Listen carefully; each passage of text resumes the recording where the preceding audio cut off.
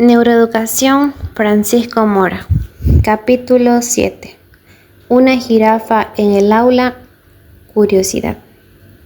¿Qué hace que en una clase llena de alumnos atentos en la que el profesor está explicando el tema de una determinada materia, los alumnos, sin excepción, sean de escuela primaria, universitarios, jóvenes o mayores, cambien su foco de atención desde el profesor y lo que explica hacia una jirafa que entrara en la clase por una puerta, tras pasearse por detrás de él, saliese por otra? ¿Qué despierta la jirafa que no tenga el profesor? Despierta simplemente curiosidad, uno de los ingredientes básicos de la emoción. La curiosidad, lo que es diferente y sobresale en el entorno, enciende la emoción. Y con ella, con la emoción, se abren las ventanas de la atención, foco necesario para la creación de conocimiento. El mamífero y el ser humano es un mamífero, es un animal curioso por naturaleza. Siempre está explorando e inspeccionando todo. Y en esa inspección, tantas veces azarosa, descubre nuevas cosas diferentes a lo cotidiano.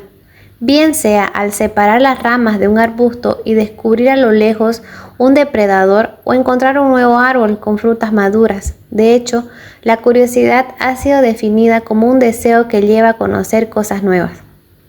Con la curiosidad, el animal o el mismo ser humano adelantan sucesos posibles, conocen lo que puede suceder antes de que ocurra. El cerebro emocional posee neuronas y circuitos que se activan cuando ese algo diferente asoma al entorno, es decir, neuronas que responden al placer o el dolor que significa el estímulo sobresaliente visto. En definitiva, la curiosidad, permítanme decirlo una vez más, es el mecanismo cerebral capaz de detectar lo diferente en la monotonía diaria del entorno. Y con ello se presta atención a aquello que sobresale. Y si lo que sobresale es de significado para la supervivencia, se aprende y memoriza. Hoy comenzamos a saber que nadie puede aprender nada y menos de una manera abstracta, a menos que aquello que se vaya a aprender le motive, le diga algo, posea algún significado que encienda su curiosidad. Para aprender se requiere ese estímulo inicial que resulte interesante y nuevo, y es entonces, como acabamos de señalar, cuando se enciende la atención de un modo poderoso. Precisamente, el juego es, en los primeros años, la conducta que desarrolla el niño para aprender con el estímulo de la curiosidad. Jugar es un medio, una excusa a través de la cual se aprende, porque cada percepción seguida de un acto motor es siempre nueva, sobresale de la anterior y refuerza así la curiosidad. El juego es un invento poderoso de la naturaleza. Solo hay que ver a dos niños jugando, o para el caso dos chimpancés, o simplemente unos monos o unos leones, y comprobar el ensimismamiento en la tarea. El instrumento del juego, combinación de curiosidad y placer, es el arma más poderosa del aprendizaje. Todos los maestros y educadores, particularmente de escuela primaria, pero también profesores de secundaria e incluso profesores de más altos niveles de docencia, buscan encontrar la fórmula docente que les permite encender, captar la curiosidad de los alumnos en la clase. Y esto es importante, ya que los maestros están deseosos de que se les provea de instrumentos capaces de hacer curiosas sus enseñanzas, y si es posible, durante todo el tiempo que dura esta. ¿En qué medida la neurociencia podría descubrir esta forma curiosa de aprender en la estructura de los propios colegios? Lo cierto es que en el ser humano la curiosidad, ese deseo de conocer cosas nuevas, es el que lleva a la búsqueda de conocimiento, no solo en general, sino en el contexto que estamos tratando aquí, es decir, el que se adquiere en el colegio, las universidades o en la investigación científica. Precisamente fue el padre de la neurociencia actual, el profesor Charles Sherrington, quien reconoció en la investigación científica el máximo de la curiosidad, a la que él llamó la curiosidad sagrada. En cualquier caso, estudios recientes muestran que la adquisición de conocimientos, el llegar a conocer aquello que se busca con el estudio del aprendizaje, comparten sustratos neuronales que aquellas otras conductas que empujan a la búsqueda del agua o el alimento o la sexualidad, es decir, la hedónicamente placentero. De ello se deduce que la curiosidad que se satisface a través del aprendizaje tiene como base cerebral el placer, lo que a su vez refuerza la idea de que en la búsqueda del conocimiento y la toma de decisiones conducente a obtener ese conocimiento es biológicamente placentero. Placer que no es simple placer mental, sino que comparte los mismos circuitos y sustratos neuronales que placeres biológicos.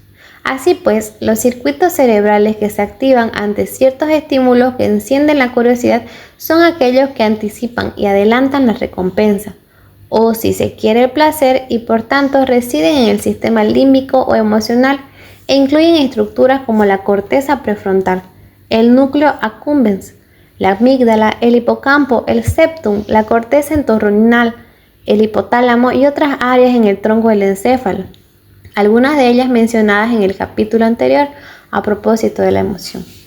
Algunos estudios han mostrado también que la participación del núcleo caudado tiene especial interés.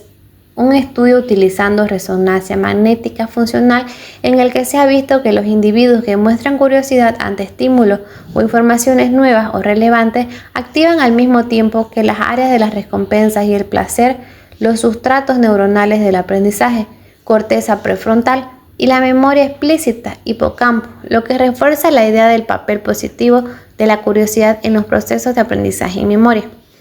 Desde hace relativamente poco tiempo se habla de varios tipos de curiosidad.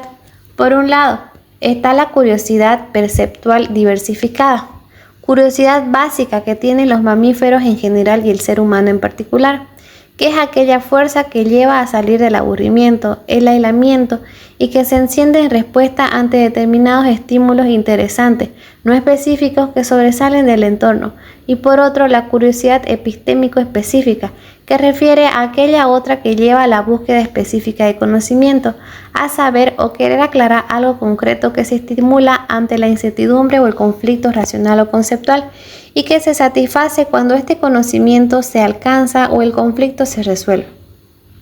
En otras palabras, la curiosidad epistémico específica sería aquella asociada a la búsqueda de una información en el contexto del estudio de una labor académica o la secuencia en los procesos de descubrimiento científicos.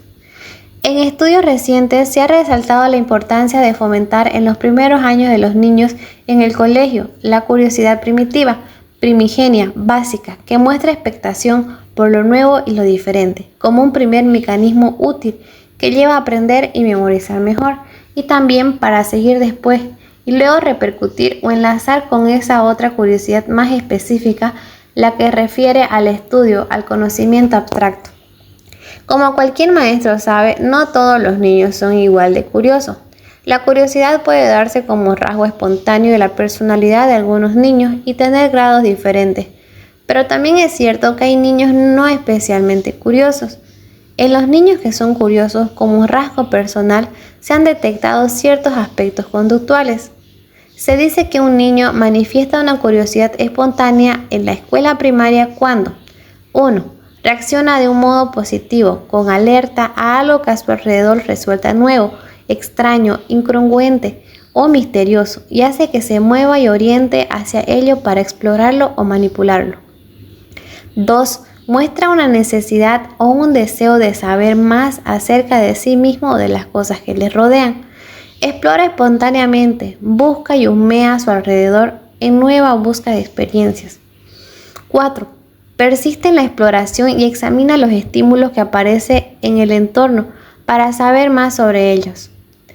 En el segundo caso, provocar la curiosidad en aquellos niños que no tienen la espontáneamente curiosidad siempre ha sido un problema con mucha enjundia.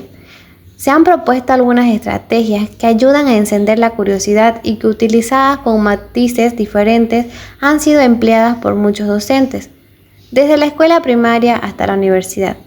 Entre ellas se encuentran las siguientes. 1. Comenzar una clase con algo provocador, sea una frase, un dibujo, un pensamiento o con algo que resulte chocante. El ejemplo de la jirafa con el que iniciamos este capítulo. 2. Presentar un problema cotidiano que lleve a despertar al alumno al principio de clase. Al venir hoy a clase he visto en el parque una fila de árboles todos pintados de azul. ¿A qué creen ustedes que puede deberse este fenómeno? ¿Qué intención tiene quien lo ha hecho? 3. Crear una atmósfera para el diálogo por parte de los alumnos en la que estos se vean relajados y a gusto y no cuestionados sobre si sus preguntas son tontas o sin ningún interés. 4. Dar el tiempo suficiente para que algún alumno desarrolle un argumento y se vea con ello motivado a encontrar la solución ante los demás del problema que plantea. 5. En un seminario y sobre todo en un tema concreto, no preguntar sobre un problema, sino incentivar al estudiante a que sea él quien plantee el problema de forma espontánea. Ello estimula su propia querencia, autoestima y motivación personal. 6. Introducir durante el desarrollo de la clase elementos que compliquen incongruencia, contradicción, novedad, sorpresa, complejidad, desconcierto e incertidumbre. 7. Que los grados del punto anterior sean los adecuados sin provocar ansiedad en los alumnos. 8. En seminarios o clases prácticas, procurar la participación activa del estudiante y su exploración personal. 9. Reforzar el mérito y el aplauso ante una buena pregunta o resolución de un determinado problema. Modular, pero no dirigir la búsqueda de una respuesta por parte del alumno, y menos proporcionar la resolución del problema. La conclusión que se alcanza con todo esto es tratar de inyectar curiosidad en los estudiantes y con ello fomentar su disposición a aprender. Es evidente que los significados que encienden la curiosidad y varían en relación con la edad, la hora del día, del estado, del organismo y cuánto sucede en el medio ambiente físico, familiar y social. Esto último no es baladí a la hora de sacar ventaja de estos mecanismos para aplicarlos a la enseñanza más específicamente en la escuela.